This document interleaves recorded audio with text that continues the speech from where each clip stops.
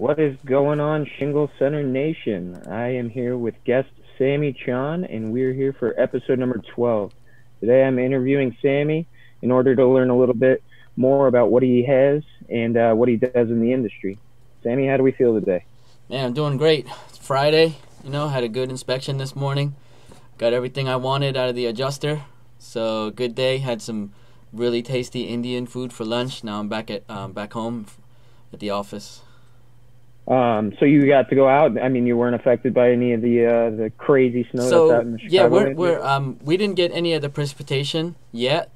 And by the time whatever you guys are getting whacked with comes to us, we'll be in the 40s and 50s, so it's going to be all rain. So, I guess for regular people, we dodged a bullet. For non-regular people, I will not be getting any juicy ice and snow and claims or anything like that. I'll tell you what, we're buried over here. I have those two German Shepherds, and they have not stopped with running around like Oh yeah, crazy wild men. I don't even know. They're covered in snow. It's been fun. yeah. So what is it that you do in the industry? And I see that you're wearing a Pride Adjusters Yeah, cap right yeah, now. So yeah. I mean, So, a couple yeah. questions. So Right I there. am a licensed public adjuster, and I work with Pride Public Adjusters as their VP. I handle a lot of the sales, marketing, new business development, and in New Jersey, Pennsylvania, Maryland, I am licensed in those states specifically, and I handle the insurance claims on behalf of the policyholder. Very specifically, what a public adjuster does is we get hired by the policyholders to make sure that they get every penny that they are entitled to. Okay, and how long does something like this typically take for like a homeowner in order to get them, their whatever it is that they're entitled to in comparison to that of a commercial property owner? I know that there's a pretty drastic Yeah. change in variance. Yeah. So So residential claims, most settlements take anywhere from 3 to 6 weeks if they're pretty straightforward, nothing, no surprises or any curveballs. Commercial claims, it depends on the dollar amount. Any settlement that's over $150,000, in my opinion, is not, the insurance company is not going to give it up in a month. It's going to take 3 to 6 months for those three to settlements. six months. Yeah, Three yeah. to So six months is nothing to mess with. yeah, it's definitely to have the customer that's committed to the fight, that understands. I'm definitely more of the type of person to under promise and over deliver. So I'll actually tell them we have to be prepared for a 6 to 18 month battle when it comes to getting every dollar you're entitled to on the claim. Wow, wow. Yeah. Okay, okay. So apart from Pride and everything that you do on that side, Mhm. what are some of the interests and hobbies outside of business? And what do you do? Like, do you have like family? Like, who do you hang out Right. with? Who do you All right. So spend time with? I'm married. I have three daughters, 11, 9, and 3 years old. So two of the older girls, they're into Taekwondo. So Oh wow. I'm really excited about that. They're going to tournaments this year and doing a little bit more serious training.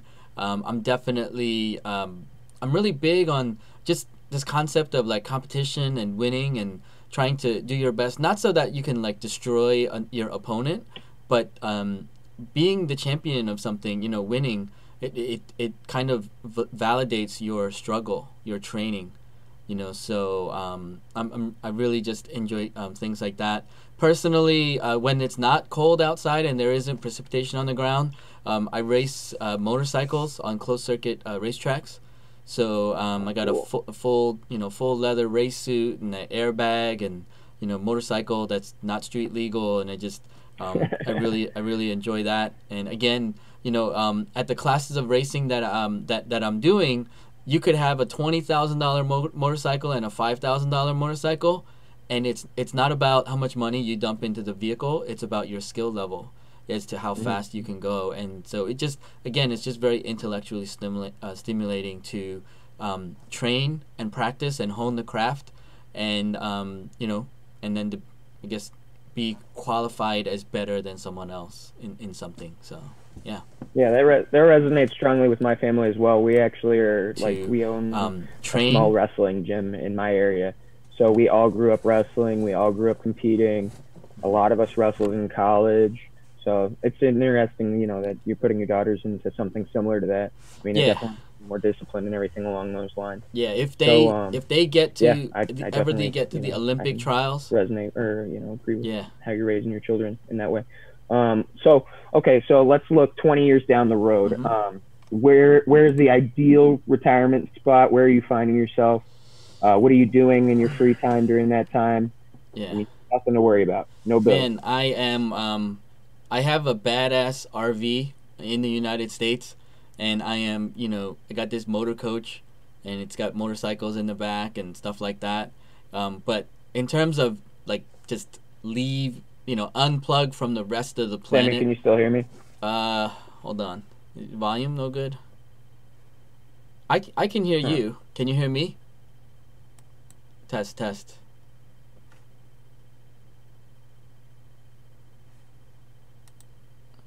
Hello. Oh. Um. Let me see if Justin can come back online. At least on my screen, it looks like Justin's frozen.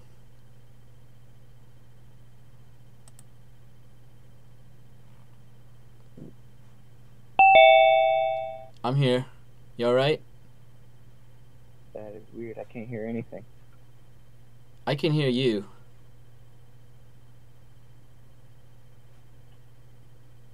How about now? There you go. You hear me Okay. still? Yeah, we're good. We're good.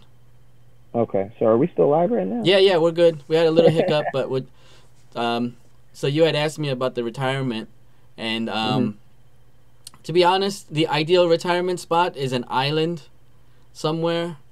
All my kids are in college, and they check in with me, and maybe we got some satellite internet, but for the most part, I am unplugged from the rest of the world.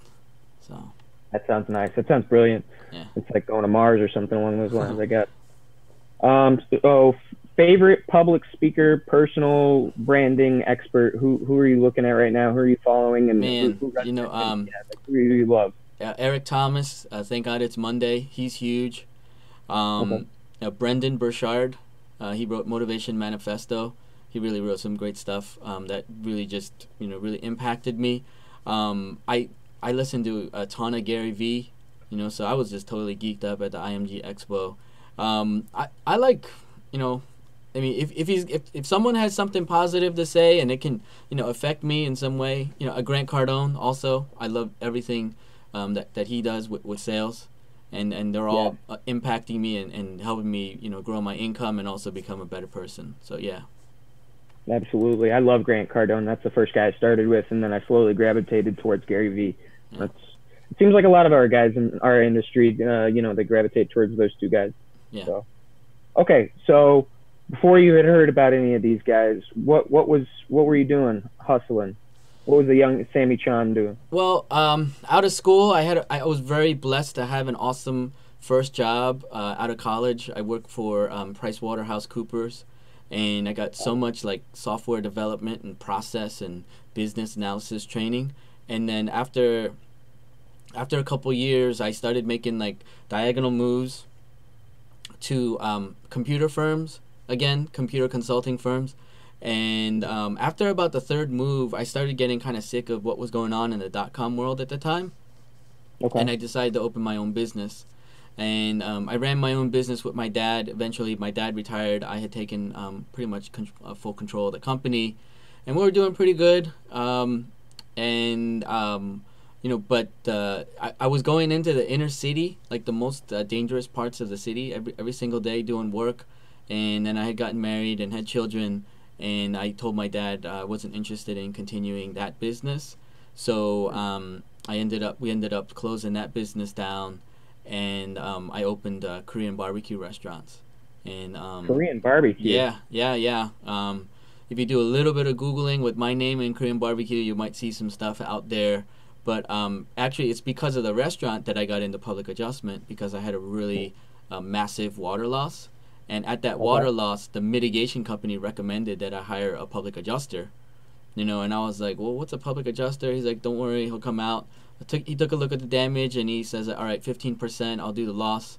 And I was like, well, if you take 15%, I won't have enough money to do the repairs. He says, after I'm done with the insurance company, even after I take my 15% out, you will have plenty of money to do everything you need to do. You know, at that point, light bulb. yeah, I was like, all right, you know, and he literally got me 3 times more than what I needed to do my repairs. So, Holy cow, that's yeah. nothing to mess with. Yeah, so I was like, dude, you earned every penny of that 15%, you know, God bless you.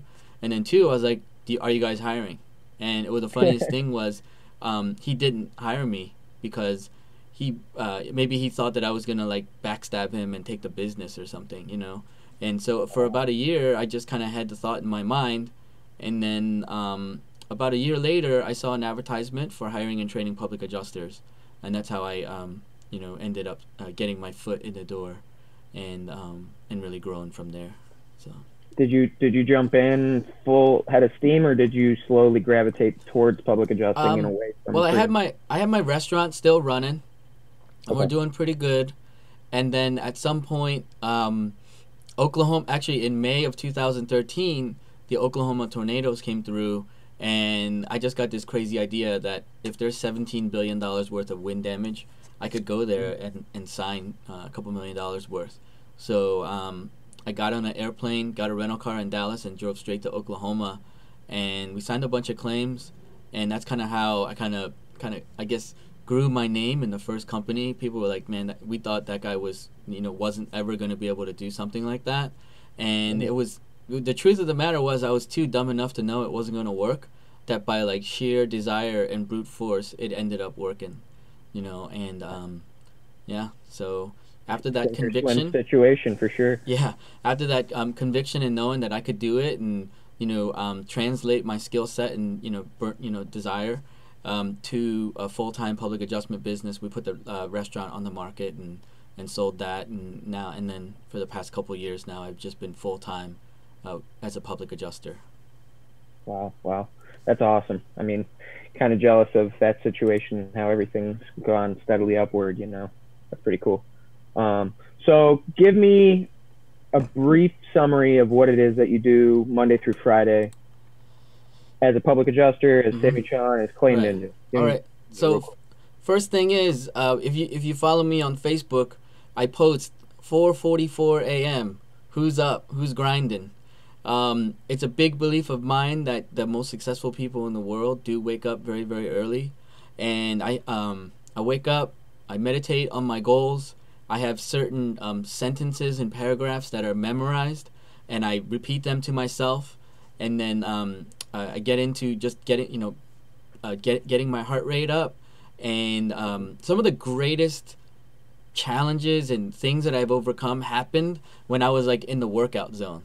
You know, like when my endorphin level was up, and I had my earbuds in, and I just had some like chill step or some dubstep in my ears, and then it was like, you know what, this situation or problem that I'm currently dealing with, here's the solution, you know. And so I'm a big believer in just getting your mind right and getting everything right so that you can really go forward from there. And then right around 7:30 in the morning to about 8:25, I wake my kids up for school.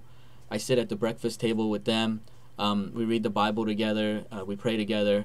And I didn't do that for the longest time with my kids, but as they were getting older, I just felt very convicted that I needed to have some, you know, not like big, massive vacations and really cool, fun stuff, which we do that. You know, I've been very blessed to be able to enjoy a nice quality of life, but more it was about spending quantity time with my family, so that, you know, they're like, well, yeah, we did these vacations, but Dad was always on his phone. Because, you know, as someone in the insurance restoration industry, when your phone goes off, you can't just keep hanging up the phone and spend time with your kids. You have to handle the business.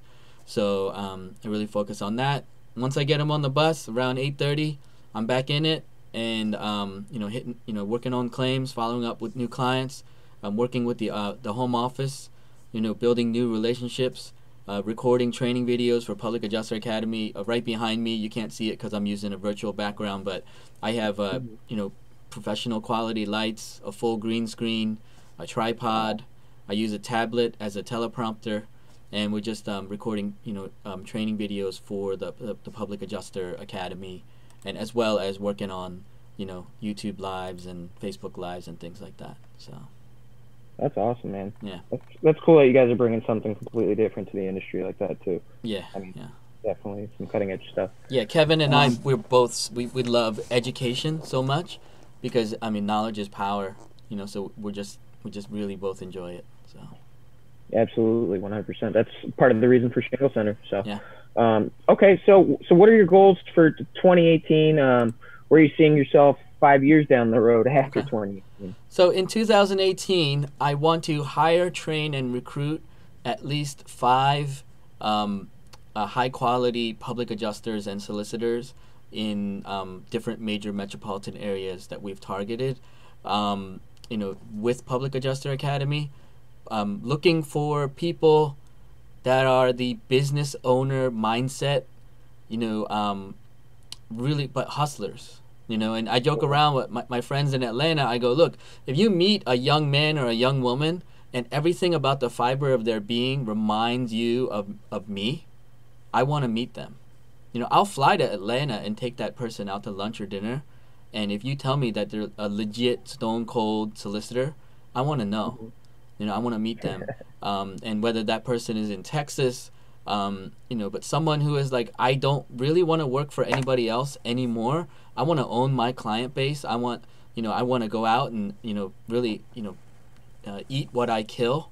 That is Yeah. someone that I'm really looking to train in the public adjustment skills first, and then mentor in how to grow your business and how to grow your network amongst influencers or property owners, and then just really just continue to grow them. But if we can get five trained up in five major metropolitan areas, so like the cities that have two football teams or the cities that have two baseball teams, we're really looking to recruit and train in those areas.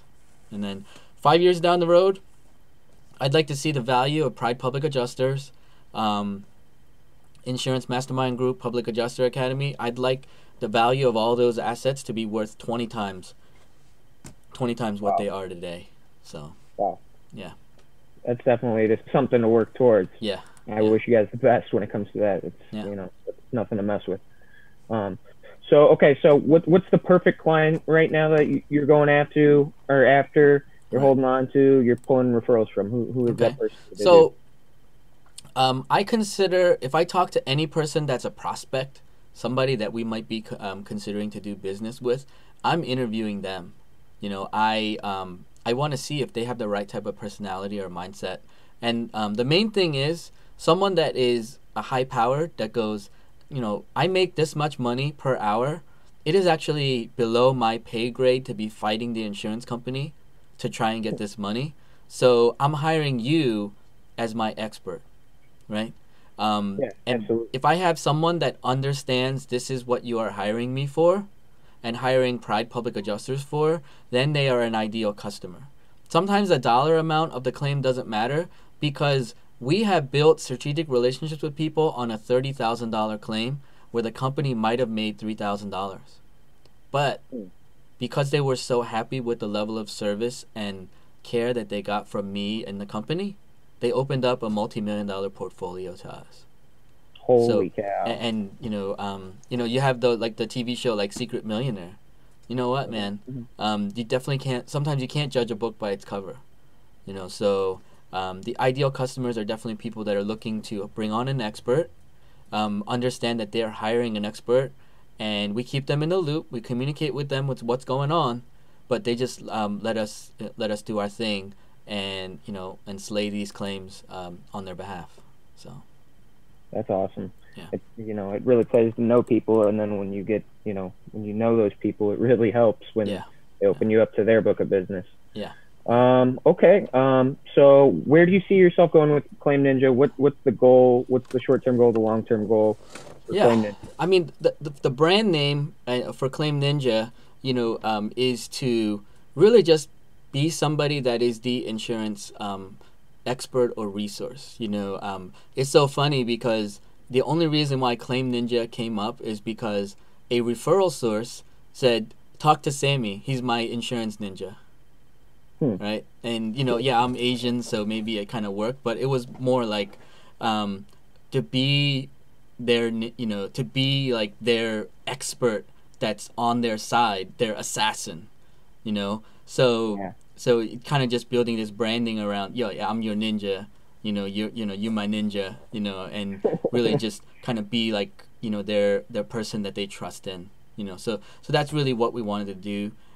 In terms of, my number one goal is to go Facebook Live 365 days from pretty much the IMG show, and sharing one insurance tip for 365 days, recording a 4 minute to 8 minute video handling a current topic or something that has just come across in the news, and really with the faith that doing this properly and follow, I got Gary Vee's new books coming to me on the way, and be very faithful to apply his process and be challenged as one of the two people at the IMG Expo who was going to follow what he said, and through ClaimNinja, at the end of the day, really start to solicit high quality claims, because people are like, I watched, I'm so pissed about my insurance company, and then I found your Facebook channel, and I found your YouTube channel, and I watched like 30 of your videos. I feel like I already know you,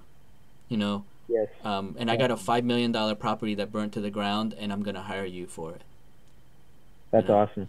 So, I have a similar, mindset when it comes to that, Right. being on video and whatnot. Right. How do you think, or let's say, like, what are like 3 of the businesses that you're looking to approach and network with over the next 12, 18 months? What are some ways that you're looking to expand your portfolio? Well, I always want to be introduced to property managers for condos, property managers for apartment complexes, and property managers for any commercial strip center or office space, because they are the ones essentially filtering and making the decisions for the real estate asset holders. These are guys that I would always take an introduction to, a tag, a Facebook introduction, an email. Sam, meet Rob. Rob, meet Sam. Rob, manages 60 properties. Sam's, the vice president of Pride Adjusters. Whatever can come of your, Rob sounds like he's having some problems with the insurance company. Can you talk to him? That's one. The other one would be anybody who has a large portfolio of residential and commercial properties that really needs some consultation and help with what's going on with their insurance, what's going on with their insurance policies. These are always businesses and business owners I love to network with and be introduced to. And the third would be mitigation and restoration contractors, but owners of companies that are multi-state, people that are really growing and scaling their space, and they realize that they need the help of a public adjuster to capture more of the insurance claim dollars based off their signed contracts. Awesome. Yeah. That's 3 great ways to approach it, and I know for a fact I've been talking to a couple public adjusters, and they have the same mindset. So, Right. Okay, back to SammyChon. Mm-hmm. 18 years. If you're 18 years old again, what are you telling yourself? Where are you going? The most important thing that I would tell myself, or any 18-year-old person who's serious about income and serious about income growth, read more books. When I graduated college, my dad gave me my first Brian Tracy book. And I'll be honest, I had graduated from a really good college, and I already had a job offer, and I was starting a great job. I got a signing bonus, like a non-sports athlete getting a signing bonus, I kind of skimmed the book, and I put it on the bookshelf in my bedroom that I grew up in, and I didn't really read the book. I just thought, like, well, I'm a badass now, and I had kind of started to slip away from the discipline and the success habits that I had in college. And then when I was 36, after I had kind of made some mistakes and ups and downs with the business, I found a Brian Tracy book, and it drastically, I was like, all right, I gotta right the ship here, and then since then I have absorbed and applied so many great books, business, self-help, fiction, non-fiction, just continuously just feeding my mind. And realizing there's millions and millions of dollars worth of free consultation. Well, not free, it's the cost of the book, right? Worth of consultation in these books, and I was a fool to get away from it, and I need to stay on it. Absolutely. So I have a similar line of thought when it comes to books. Yeah. Yeah. All right, on a scale of from 1 to 10, how weird are you finding yourself? How weird would somebody rate you? Well, my wife and kids would say I'm like a 15 or a 20. Oh, Um, geez. I'd be like sitting there by myself or driving in the car, and all of a sudden, like, I'm laughing. And they're like, Dad, what's up? And I'm just, like, oh, I just heard of a funny joke, or the things that I find funny are like really just like sophomoric and like frat boy. And so being, married and having 3 daughters, they just kind of don't get that stuff. But yeah, yeah. And my goal is, they say that you're weird when you're poor, and then you are eccentric when you're, butt rich. So I don't want to be on the weird scale. I just want to be on the eccentric scale. So That's funny. That's great. That's like a great thought process. I never thought about that. Thank you for that. yeah. Okay, what's something that is completely underrated these days? Getting the latest and greatest generation of iPhone or Samsung handset. I feel like that like iPhone 10. I think to some people it's a freaking disappointment for going over $1,000, and they're just like, it's all right. It's not like life changing, And same deal with Samsung. They just add another Galaxy S8 and 9 and Having some more audio issues.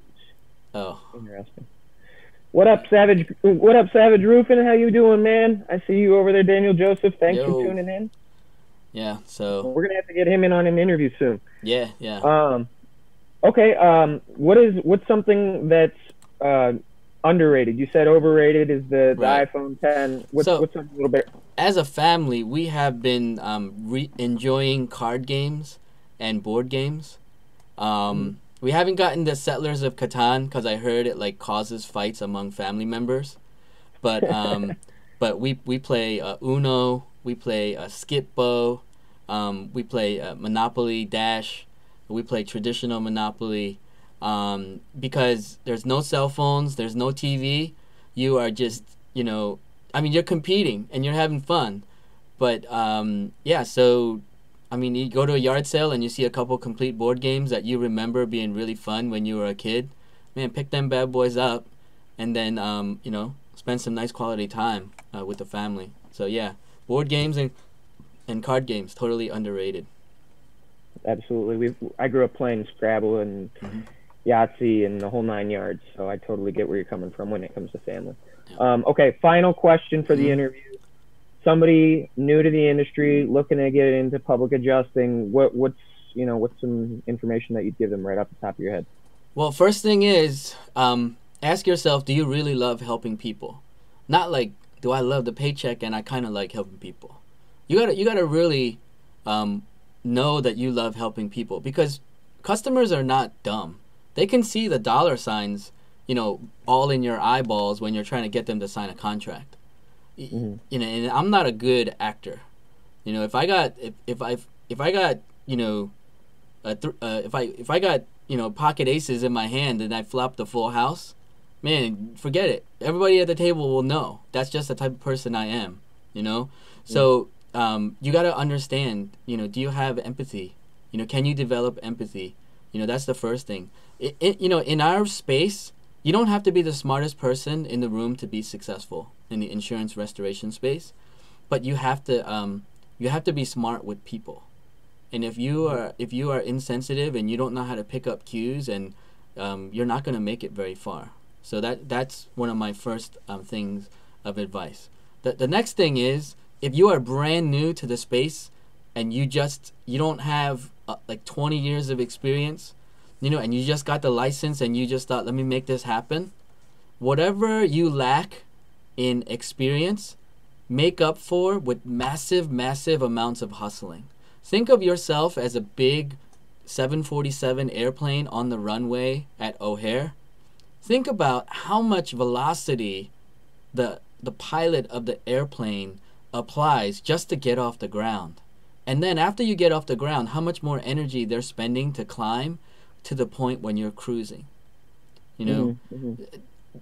If you're new to the space, you have to make a deal with your family and go, look, Daddy's gonna start in a brand new career. I used to be just, you know, a traditional realtor before, but I'm gonna kill it in this insurance space. You guys gotta let Daddy just kill it. And what that means is doing these things called 90-day pushes. And I do a minimum of one 90-day blitz every year, and I just go like beast mode of like applying so much energy that it's as if I'm traveling 120 miles an hour in a car. So then when I coast, I'm coasting at 95. And other guys are like using all this energy just to try to match 55 or match the speed limit, and I'm just, you know, coasting at this level. The amount of income that comes in on a 90-day push is what allows you to make it in this industry, especially if it's highly commission based. So yeah, I mean, and you know, like the mental trash up here that says nobody's gonna sign with you because you know you're so new. You just need to put all that trash down, you know, and you just gotta be like, hey, you know what? I'm gonna make it happen. Actually, I have no choice but to make this happen, and if it kills me, I'm gonna make it happen. So yeah. All right, well, thank you guys for watching. Sammy, thank you for coming on today. My pleasure. If you guys haven't checked him out on Facebook, it's facebook.com/ClaimNinja, facebook.com/ClaimNinja. I'll bring another episode to you guys sometime next week, and thank you for tuning in. Thank you again, Sammy. I appreciate it. Have a great weekend. All right. Hey, you too.